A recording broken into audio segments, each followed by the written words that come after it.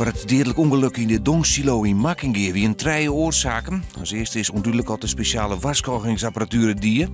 Ik werk de man die de silo skim maken net maar geschikte azembescherming.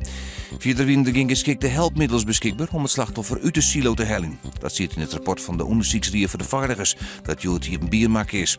Bij het ongeluk in Makkingeer kwamen 3 mensen om het lippen en rekken in slim verwoenen.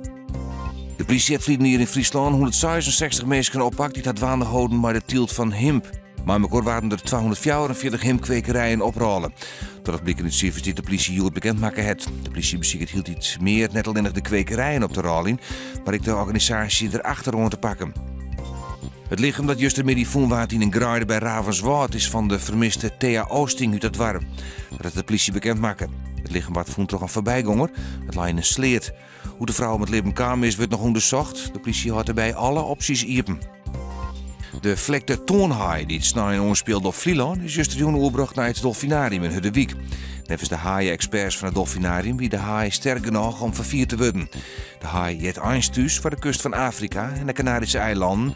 En wie Zadwaan flink uit de koers toen ze in onderkwollentastaan onspeelde bij camping Stortemelk. Joen en vannacht droeg en de temperatuur zakte naar 1 graad of 2, maar kans op frost van de groen.